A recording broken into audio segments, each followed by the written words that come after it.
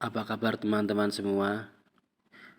Di sini jumpa lagi dengan channel Regul Boy, dan di sini saya akan menyampaikan berita dari sororaya.com dengan judul "Yuk bersiap, Kemenpan RB punya kabar baik untuk tenaga honorer akhirnya". Nah, di sini dikutip dari berita sororaya.com ini, di mana tenaga honorer bukan tak bisa menjadi ASN.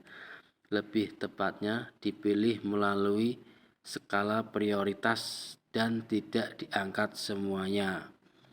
Menurut Menpan RB, tenaga honorer yang diangkat menjadi ASN tak mungkin seluruhnya karena akan menjadi beban kepada negara. Ia mengungkapkan pemerintah berusaha mencari solusi terbaik agar tenaga honorer tetap diangkat tapi tanpa menambah beban anggaran negara. Begitu pula dengan Abbas Subagja, Asisten Deputi Manajemen Karir dan Talenta Sumber Daya Manusia Aparatur Kemenpan RB, mengungkapkan bahwa prinsip penanganan tenaga honorer yang penting harus tahu prinsip dasarnya saja. Pertama, tidak boleh ada PHK massal, sebab tenaga honorer tersebut sudah bekerja, tidak mungkin tiba-tiba diberhentikan. Hal tersebut membuat pelayanan publik jadi terganggu. Kedua, jangan sampai ada pembengkakan anggaran yang membuat pembebanan terhadap negara.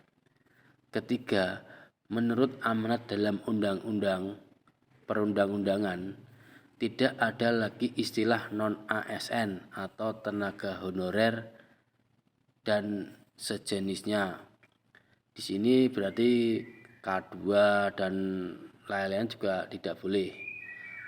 Untuk itu, Abbas Subagja menjelaskan hal penting yang harus diingat oleh tenaga honorer, yakni salah satunya adalah kejelasan status kepegawaiannya, apakah dia PNS atau PPPK. Tidak ada lagi yang istilah tenaga honorer atau non-ASN. Status kepegawaian yang tidak jelas membuat tenaga honorer tersebut juga tidak mendapat kejelasan jumlah gaji atau upah yang dihasilkan dari tenaga honorer tersebut. Poin yang selanjutnya diungkapkan olehnya, tidak boleh pembayaran penghasilan tenaga honorer ada pengurangan. Jika memang ada kekurangan, setidaknya jangan terlalu kurang dari penghasilan yang seharusnya.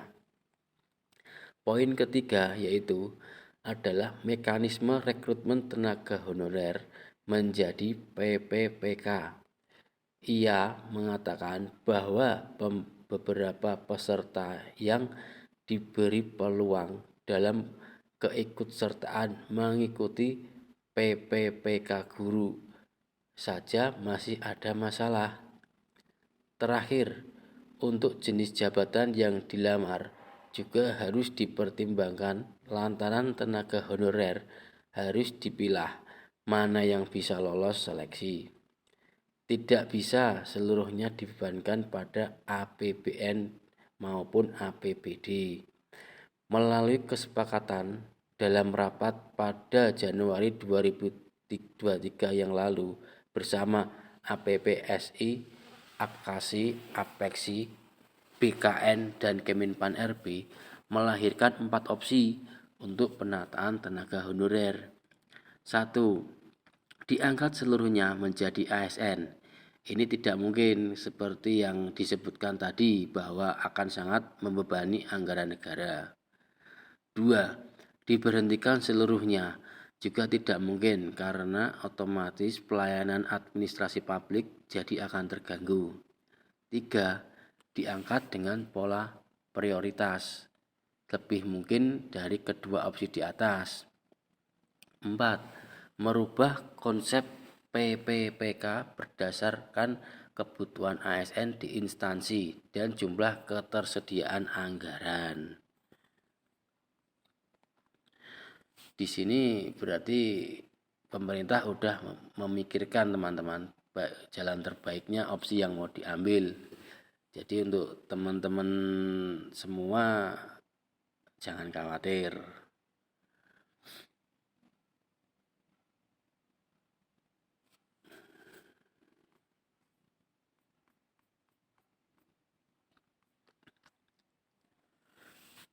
Asdep Manajemen Karir dan Talenta Bidang SDM ini mengungkapkan bahwa sisa kebutuhan ada sebanyak 62.000 yang harus dituntaskan. Demikian teman-teman berita dari Sularaya.com hari ini, dan untuk selanjutnya ikuti terus channel ini dan jangan lupa subscribe, like, dan komennya. Selamat beraktivitas, salam sehat.